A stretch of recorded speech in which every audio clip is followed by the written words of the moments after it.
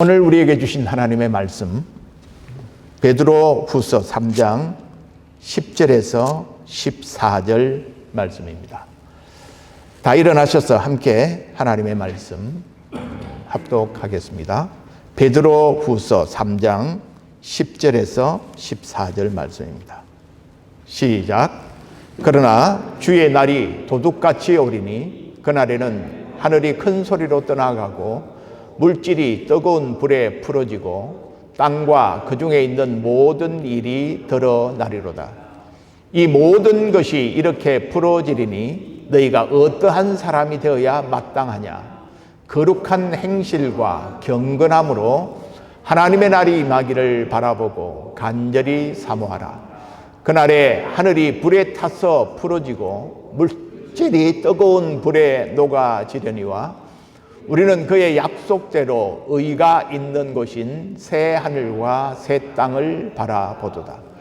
그러므로 사랑하는 자들아, 너희가 이것을 바라보나니 주 앞에서 점도 없고 흠도 없이 평강 가운데서 나타나기를 힘쓰라. 아멘. 영광된 소망, 이런 제목으로 하나님의 말씀을 오늘 함께 나누겠습니다. 10절은 이렇게 말합니다. 그러나 주의 날이 도둑같이 오리니 그날에는 하늘이 큰 소리로 떠나가고 물질이 뜨거운 불에 풀어지고 땅과 그 중에 있는 모든 일이 드러나리로다. 옛 세상이 태워져 해체되고 새로운 세상이 완성될 날이 온다는 뜻입니다. 그래서 주의 날은 심판의 날입니다. 이 날은 주께서 자신의 주 되심을 만유의 심판주요 통치자라는 것을 밝히 드러내고 증명하는 날이 될 것입니다. 여러분, 이 날에는 우리가 이 땅에 살면서 우리가 힘써 모은 우리의 재산이나 우리가 열심히 탐구하고 익혔던 지식이나 기술, 또 우리가 세상에서 얻게 되는 파워, 권력, 명예, 학위, 이런 것으로는 감당할 수 없는 종말의 날이 됩니다. 그리고 새로운 세계가 옵니다. 세상에 빠져서 세상밖에 모르고 살아가는 사람들에게는 세상이 심판의 불에 타서 해체되는 이 날은 기대하지 않았던, 예상하지 않았던 뜻밖의 날이 될 것입니다. 하지만 그리스도를 믿음으로 날마다 하나님의 형상을 닮아가기를 힘쓰는 성도들에게는 그날이 영원한 영광의 새 나라에 입주하는 흥분된 기대의 날입니다. 주의 날은 불심판으로 태워 소멸하는 것으로 끝나지 않습니다. 거기에는 하나님의 창조가 새롭게 완성되는 날이고 기대되고 기다려지는 소망의 날입니다. 우리가 낡은 아파트들은 무너뜨리고 새 건축하지 않습니까? 재건축을 하지 않습니까? 그러면 낡은 건물은 무너뜨려야 합니다. 그리고 난 다음에 그곳에 새로운 아파트가 건축이 되는 것이죠. 그래서 주의 날은 우주적인 재건축의 날이라 그렇게 말할 수 있습니다. 이 말은 역사에 종말이 온다는 것입니다. 그날은 우리의 주 되신 구주 예수 그리스도께서 왕으로 다시 오심으로 말미암아 완성이 됩니다. 그분은 지금까지 살았던 모든 사람들을 심판할 것이며 천사들에 대해서도 최후의 심판을 하실 것입니다. 그 심판은 불경건한 자들에게는, 불신자들에게는 정죄와 파멸이 임하게 될 것입니다. 우리가 살고 있는 하늘과 땅이 사라지게 될 것이고 하늘의 모든 것이 뜨거운 불에 녹아버리게 되고 땅과 땅에 있는 모든 것들도 불에 타 버리게 될 것입니다. 물론 불타버린다, 녹아내린다 하는 것은 어두운 종말의 어두운 면을 가르치는 표현입니다. 불경건한 자들, 종말이 없다고 생각하며 살아왔던 사람들에게는 심판과 최후의 파멸 위에는 기대할 것이 아무것도 없습니다. 그리스도를 떠나서는 그 주의 날에 어떠한 기대도 소망도 품을 수 없습니다. 성경이 분명히 우리에게 말해주고 있는 사실은 우리 주 예수 그리스도를 믿지 아니하는 자는 구원을 받을 수도 없고 그들은 끝없는 형벌과 파멸의 상태 외에는 아무것도 기대할 수 없다고 말합니다. 이것은 너무나 무섭고 두려운 일이지만 이것은 사실입니다. 하지만 종말은 거기에서 끝나는 것이 아닙니다. 주의 날 종말에 또 다른 면이 있다는 것에 대해서 우리는 하나님께 감사해야 합니다. 그것은 하나님의 백성을 위해서 준비된 복된 소망이 있다는 것이죠. 13절에 우리는 그의 약속대로 의가 있는 곳인 새 하늘과 새 땅을 바라보는도다. 그리스도인에게는 이 세상이 파멸된 후에 새롭게 변화된 새 하늘과 새 땅에 대한 소망이 있습니다.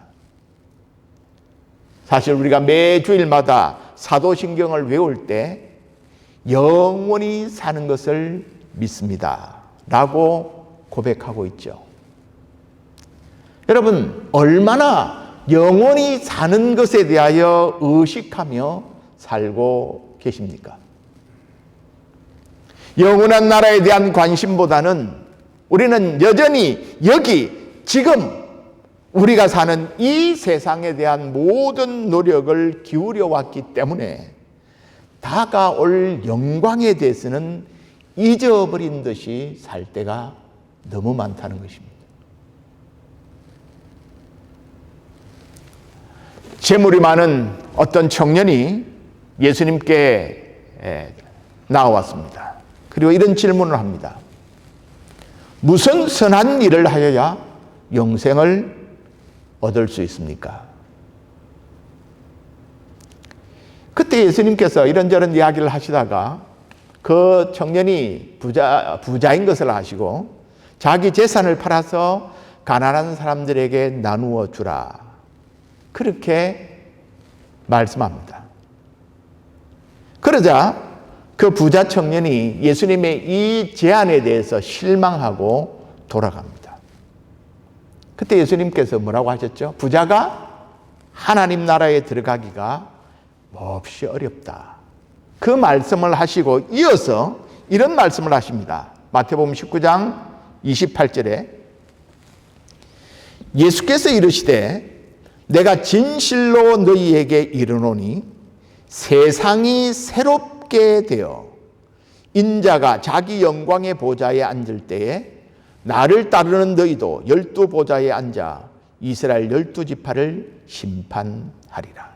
여기 예수님이 뭐라고 말씀했냐면 세상이 새롭게 된다고 말씀합니다.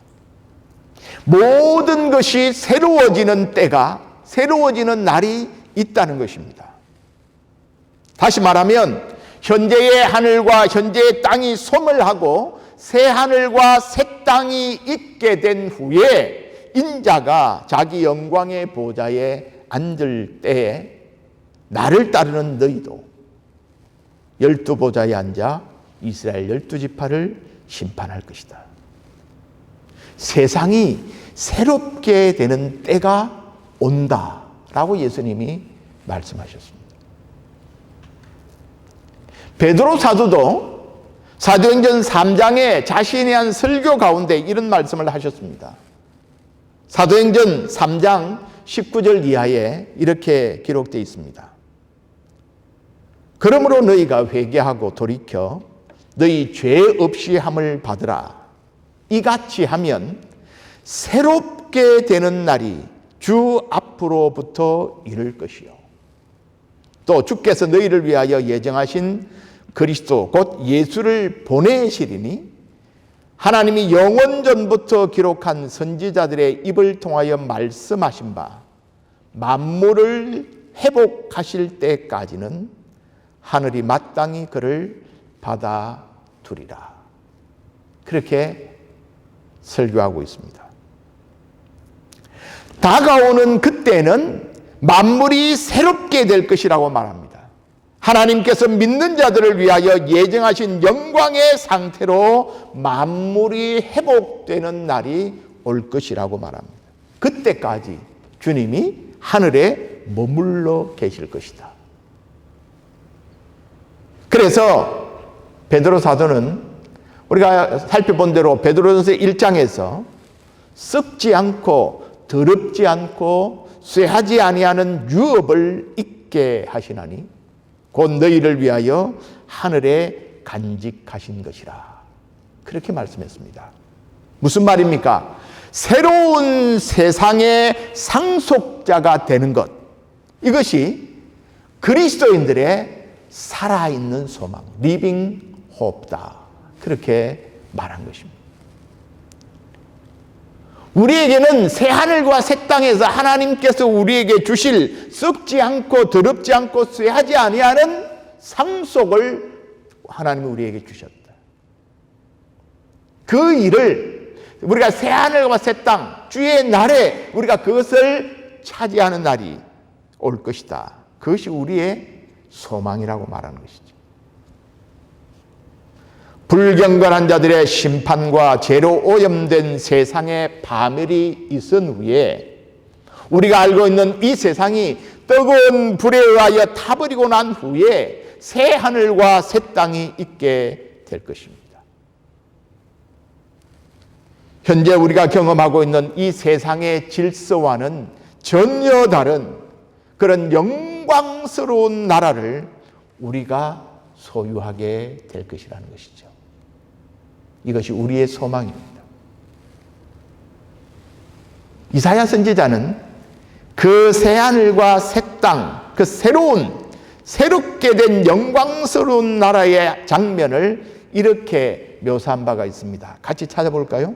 이사야 11장, 구약성경 이사야 11장 6절에서부터 9절입니다. 새하늘과 새 땅의 그림, 한 장면을 이렇게 설명합니다. 구약성경 이사야 11장 6절에서 9절입니다.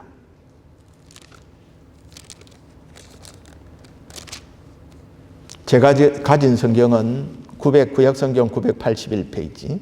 시작. 6절부터 9절입니다. 시작. 그때에 이리가 어린 양과 함께 살며 표범이 어린 염소와 함께 누우며 송아지와 어린 사자와 살찐 짐승이 함께 있어 어린 아이에게 끌리며 암소와 곰이 함께 먹으며 그것들의 새끼가 함께 엎드리며 사자가 소처럼 풀을 먹을 것이며 젖 먹는 아이가 독사의 구멍에서 장난하며 젖된 어린아이가 독사의 굴에 손을 넣을 것이라. 내 거룩한 산 모든 곳에서 해됨도 없고 상함도 없을 것이니 이는 물이 바다를 덮음같이 여호와를 아는 지식이 세상에 충만할 것임이니라. 아멘. 여러분, 이것은 전혀 다른 오늘 우리가 살고 있는 이 세상의 질서와는, 이 세상의 자연의 질서와는 전혀 다른 새로운 세상의 질서를 그려주고 있습니다. 새로운 하나님이 회복한 새 하늘과 새 땅의 통치를 받는 그곳에는 해됨도 상함도 없을 것입니다. 진정한 평화가 이루어지는 곳이죠. 사도 요한은 환상 중에 본 새 하늘과 새 땅의 모습을 이렇게 설명합니다. 신약에서 또 한 곳 찾아보겠습니다. 요한계시록 21장입니다. 요한계시록 21장 3절에서 5절 말씀입니다. 신약 성경 420페이지요. 요한계시록 21장 3절에서 5절입니다. 시작. 내가 들으니 보좌에서 큰 음성이 나서 이르되 보라 하나님의 장막이 사람들과 함께 있음에 하나님이 그들과 함께 계시리니 그들은 하나님의 백성이 되고 하나님은 친히 그들과 함께 계셔서 모든 눈물을 그 눈에서 닦아주시니 다시는 사망이 없고 애통하는 것이나 곡하는 것이나 아픈 것이 다시 있지 아니하리니 처음 것들이 다 지나갔음이러라. 보좌에 앉으신 이가 이르시되 보라 내가 만물을 새롭게 하노라. 할렐루야. 만물을 새롭게 함으로 다시는 눈물이 없고 죽음이 없고 애통하고 곡하고 아픈 것이 없는 새로운 세계, 그것을 주님이 완성하실 것이라고 말합니다. 사랑하는 여러분, 이런 세상이 올까요? Coming soon. 곧 옵니다. 믿는 자가 누리는 영광의 나라가 여러분 곧 옵니다. 베드로 사도가 왜 인생의 곤고함과 어려움, 그 어려움 속에는 불신자들에 의한 박해도 있고요, 고난도 있고 경제적인 손해와 고통도 있고 심지어 믿는 것 때문에 목숨을 잃기까지도 하는 그런 성도들에게, 또 교회 안에서조차 거짓된 가르침과 이단들과 짝퉁 복음이 난무하고 있는 그런 시대 속에서 고단한 인생을 살아가면서도 얼마나 힘들고 고단한 인생을 살아가고 있는 그들에게 끝까지 믿음을 지켜야 하는지를 그가 유언으로 강조한 이유가 여기에 있는 것입니다. 그리스도인이 가진 소망은 이유가 있는 영광된 소망입니다. 믿으십니까? 우리는 그리스도의 영광을 바라보며 살아야 합니다. 자, 오늘 12절에서 14절에 보면 바라보라고 하는 말이 3번이나 나옵니다. 12절, 하나님의 날이 임하기를 바라보고 간절히 사모하라. 13절에 우리는 그의 약속대로 의가 있는 곳인 새 하늘과 새 땅을 바라보도다. 14절, 그러므로 사랑하는 자들아 너희가 이것을 바라보나니. 바라보고 살아야 한다. 바라보며 살아야 한다. 말합니다. 여러분, 사도행전 3장에 보면 성전 미문에 태어날 때부터 걷지 못했던 장애인이 등장하죠. 사람들에게 구걸을 하기 위해서 다른 사람들에 의해서 그곳에 데려다 놓으면 그곳에 앉아서 하루 종일 성전을 오가는 사람들에게 동냥을 해서 살아가는 장애인입니다. 베드로와 요한이 지나가는 것을 보고 그 사람은 기계적으로 손을 내밀었습니다. 도와주십시오. 베드로가 그를 보고는 말을 걸죠. 우리를 보라 하니 그 사람이 그들에게 무엇을 얻을까 하여 바라보거늘. 여기 바라보거늘 하는 것이 같은 단어입니다. 바라본다, 기대한다, 바라본다, 고대한다, 예상한다, 그런 뜻을 가지고 있는 것이죠. 여러분, 우리는 그리스도의 영광을 기대하며 바라보며 고대하며 예상하며 살아가야 그리스도인의 소망과 기대는 이 세상에 기초를 두고 있지 않습니다. 그리스도인의 입장에서는 이 세상이 멸망할 운명입니다. 그러므로 그리스도인들이 바라고 기대하는 것은 이 세상이 아니라는 것이죠. 그러면 이 세상은 다 망하고 말 것이니까 그리스도인은 그럼 이 세상의 상태에 대해서는 아무 책임도 없고 관심도 가지지 말아야 하느냐?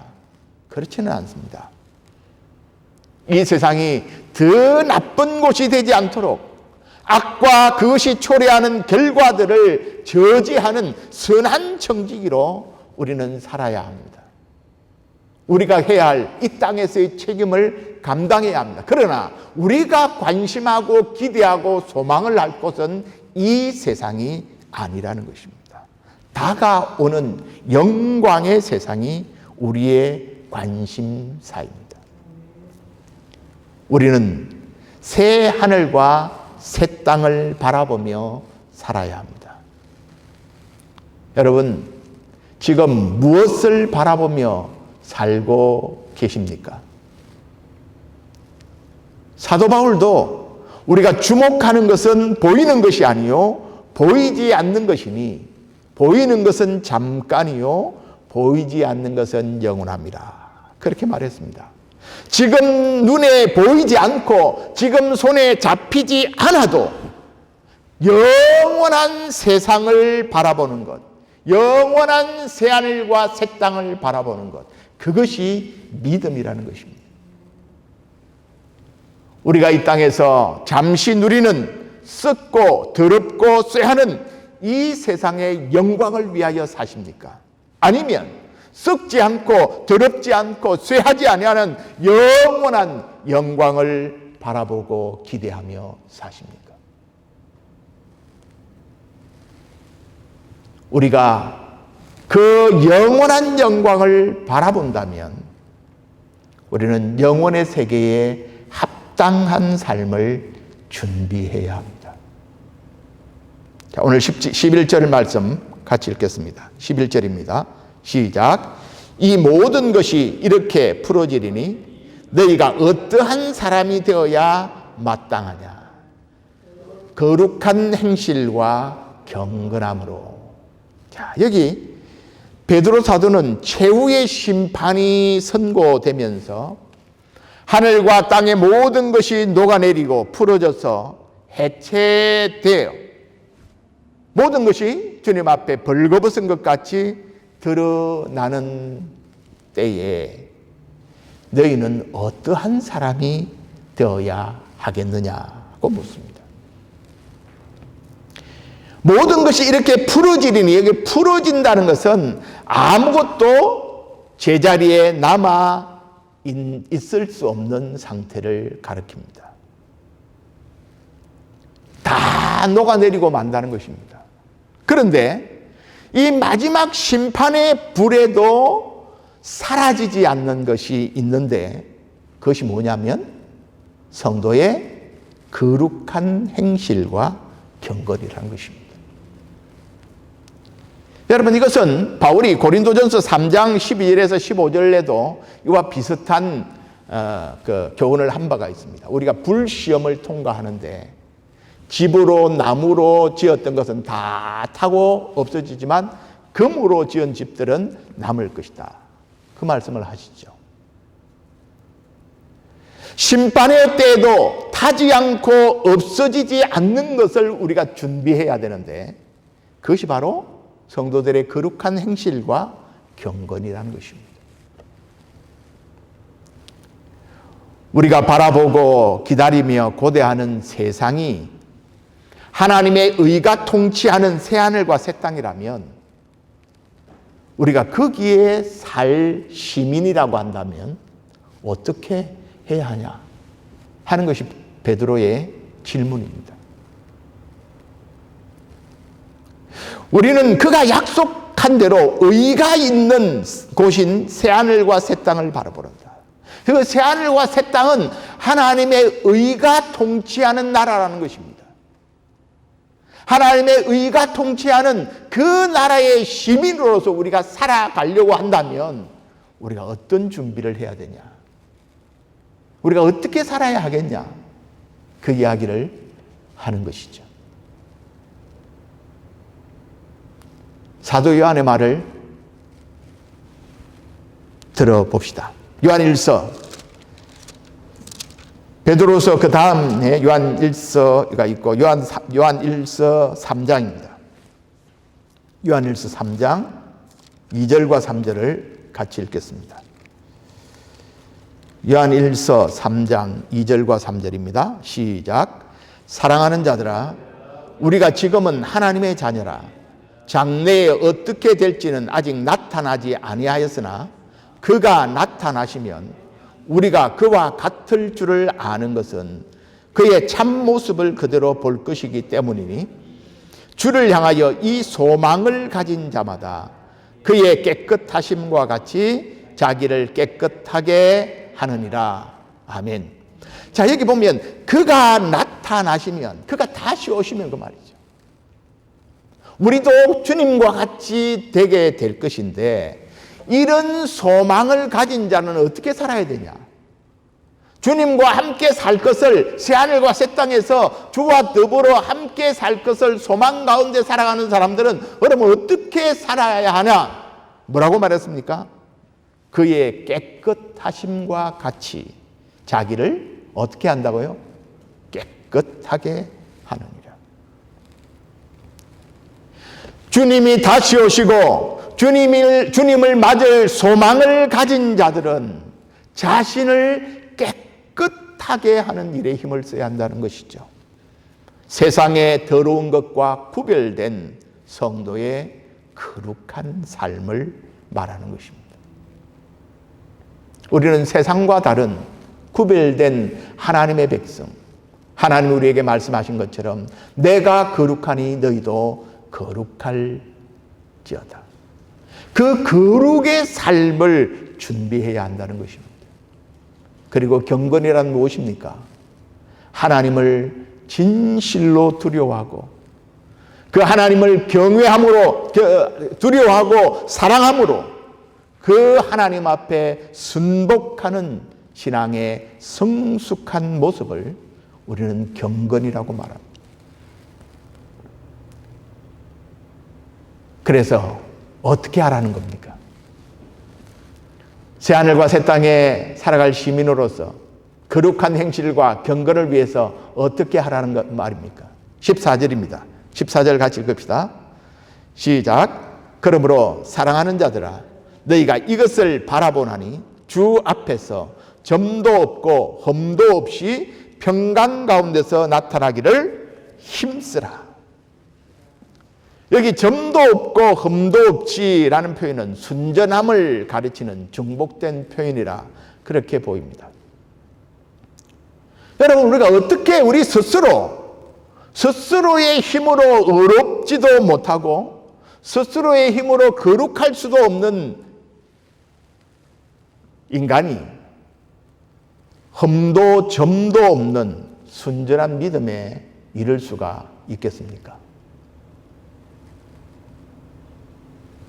이것은 우선 믿는 자에게는 예수 그리스도 자신이 우리에게 의가 되시죠. 우리가 예수 그리스도의 의를 덧입어서 예수 그리스도의 거룩함을 덧입어 우리가 의인이 되는 것입니다. 동시에 온전하신 그리스도의 의를 덧입은 그리스도인은 거룩하고 의롭고 지혜로운 하나님의 사람으로 성장할 수 있고 반드시 그렇게 해야 합니다. 이것이 힘쓰라라는 명령의 뜻입니다. 우리에게는 하나님의 거룩하신 DNA가 예수를 믿음으로 하나님의 거룩이, 예수 그리스도의 거룩이 우리에게 덧입어졌게 되고 우리 속에는 의의 DNA가 심겨졌기에 우리는 거룩하고 의로운 삶을 살아갈 수 있고 반드시 그렇게 해야 한다는 것이죠. 이것이 힘쓰라고 하는 명령의 의미입니다. 여러분, 이제 내가 예수 그리스도를 주로 고백했고 예수를 믿었으니 구원은 받아 놓은 것이다. 천국은 프리 입장이다. 그렇게 마음 놓고 있어서는 안 됩니다. 이제 내가 예수를 믿었기 때문에 이 세상에 아무렇게나 살아도 나는 천당 간다. 그렇게 생각하면 오해입니다. 복음을 오해하고 있는 것입니다. 성경은 우리에게 말하기를 우리가 예수 그리스도를 믿어서 죄인이 의인되었기 때문에 우리 속에 있는 거룩한 하나님의 성품을 따라 자라가는 것이 우리의 임무고 그것이 우리의 당연한 모습이라고 말하고 있는 것이죠. 구원받은 신의 성품에 참여한 자로서 자라가기를 힘쓰라. 여러분, 이 부분은 다음 주에 마지막 권면으로 살펴볼 것입니다. 베드로 사도는 우리 주님께서 다시 오실 그날이 다가오고 있으며 그때 모든 눈이 주를 바라볼 것이라고 말합니다. 그때 우리 자신이 죄 없으신 우리 주님이 우리를 구원하기 위하여 어떤 희생을 지불하셨는지를 보게 될 것입니다. 그분의 거룩하심을, 그분의 깨끗하심을 우리들이 눈으로 보게 될 것입니다. 그런데 우리가 이 땅에서 죄와 더불어 먹고 마시고 이 세상 즐거움이 취하고 세상 일만 바라보고 살아왔다면 부끄러워서 어떻게 그 주님을 낯들고 맞이할 수가 있겠느냐 하는 것이죠. 그런 부끄러움을 피하기 위하여 힘써 그날을 준비하고 그의 재림과 영광에 참여할 것을 준비하라고 권면하고 있습니다. 여러분은 기독교의 파워, 기독교의 힘이 어디에 있다고 생각하십니까?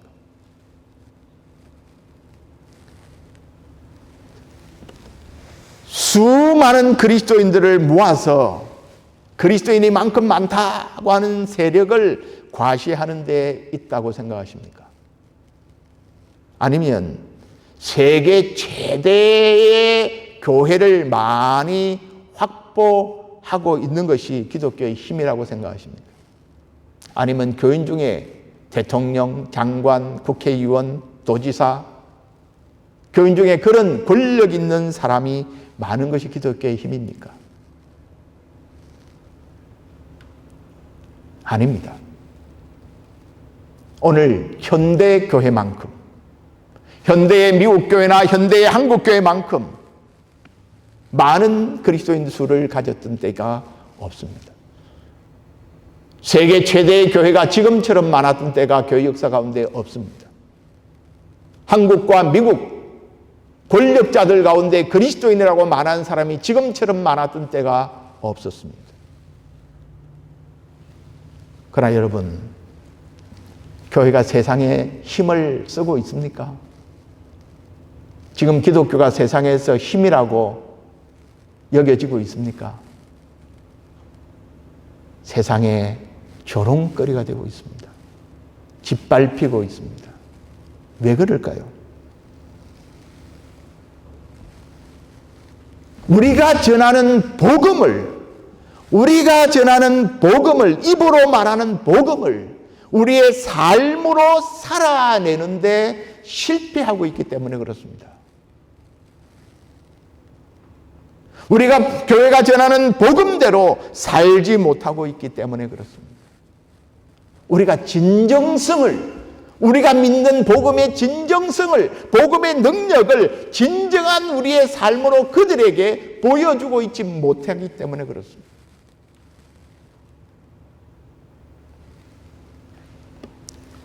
최근에 터진 오래된, 벌써 7, 8년이나 지속되어 왔던 사건이라고 밝혀졌는데요. 최근에 터진 세계에서 가장 큰 복음주의 대학, 재학생만 해도 10,000명, 온라인 학생까지 하면 11만 명이 되는 세계에서 제일 큰 복음주의 대학인 리버티 대학의 총장 제리 포웰 주니어가 불륜 스캔들로 총장직을 사임했습니다.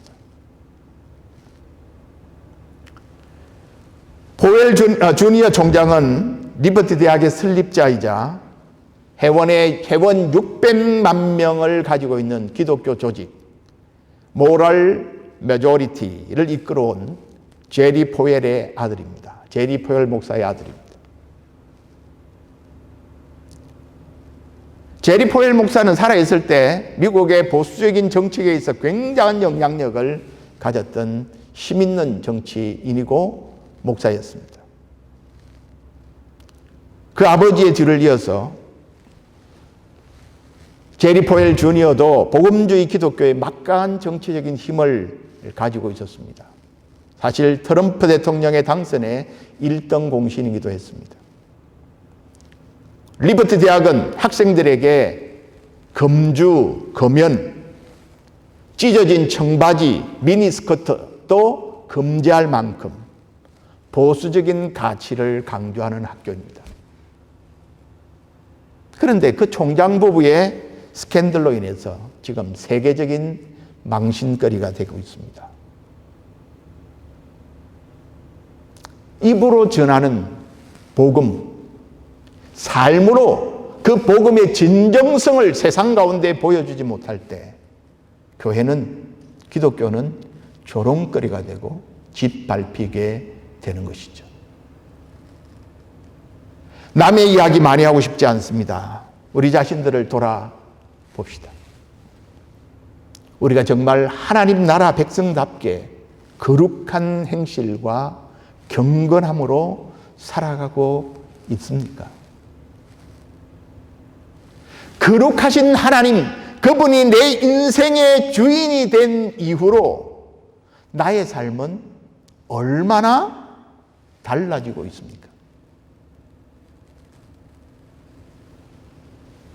복음이 죄인인 나를 이렇게 바꾸어 놓았다고 사람들 앞에 자신 있게 말할 수 있습니까?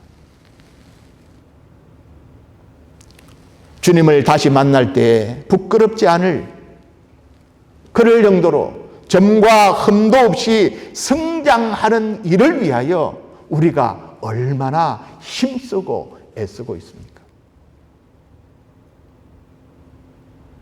그리스도인이 가진 소망은 영광된 소망입니다. 우리는 이 소망을 가진 자로서 영광의 그 나라를 바라보며 살아야 합니다. 우리는 그 의로운 나라의 시민이기에 영광의 나라에 합당한 거룩한 행실과 경건함으로 주님을 만날 때 부끄럽지 않도록 우리 자신을 단장하는 일에 힘을 써야 합니다. 그리고 우리는 그 영광의 나라를 간절히 사모해야 합니다.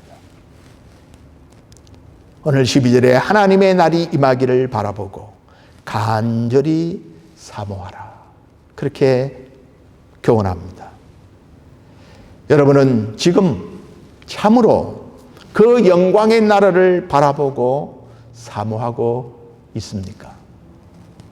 얼마나 많은 그리스도인들이 주께서 다시 오는 그날을 기다리고 있을까요? 인간은 소망의 존재입니다. 무엇을 바라보고 기대하지 않는 사람이 없기 때문이죠. 우리가 소망이 없다면 살아갈 에너지도 살아갈 수 있는 힘도 얻지 못할 것입니다. 그래서 사람이 살아간다는 것은 무엇인가를 바라보고 기대하고 찾아가는 과정이라고 할 수 있습니다. 우리에게는 의인에게 허락된 새 하늘과 새 땅이 준비되어 있습니다. 이것이 쇠하지 않고 더럽지 않고 썩지 않는 산 소망입니다. 그 나라를 간절히 사모하십시오. 사랑하는 여러분, 마지막 날에 이 세상에서는 아무것도 기대할 것이 없습니다. 나의 현재 위치가 높다고 해서 어깨에 힘을 주거나 낮다고 해서 기죽을 필요가 없습니다. 지금 일이 잘 풀려간다고 기세등등하거나 잘 안 된다고 의기소침할 이유가 없습니다. 이 세상의 것은 어차피 다 불에 타 사라질 것들입니다. 지금 여러분이 기대하는 것이 썩고 더럽고 쇠하는 이 세상의 것이라면 참된 그리스도인의 소망은 아닙니다. 인간이 하는 일에 소망과 기대를 걸고 과학이 발달하면 앞으로 더 인간의 기술이 발달하면 희망찬 내일이 올 것이라고 만약에 기대하며 그것을 소망 가운데 붙들고 살아가고 있다면 그것 또한 영원한 소망이 아닙니다. 사랑하는 여러분, 오늘 우리의 현실만 바라보면 실망스럽고 낙심이 될 만한 세상에서 우리가 살고 있습니다. 그러나 여러분 기대하십시오. 기억하십시오. 이 세상이 전부가 아닙니다. 여러분, 이 세상은 결국 expire date를 앞두고 있는 곳입니다. 그래서 그리스도인은 expire date가 있는 이 세상에 소망을 둘 수 없습니다. 그러므로 우리는 다른 것에 소망을 두고 살아야 합니다. 이 세상과 악과 사탄이 빼앗을 수 없는 영원한 소망을 붙들고 살아야 합니다. 새하늘과 새 땅, 이것이 우리의 참된 소망입니다. 그리스도께 속한 사람들이 그리스도와 함께 있고 그리스도와 함께 누릴 그 영광을 바라보고 그 나라를 준비하고 사모하는 저와 여러분 모두가 될 수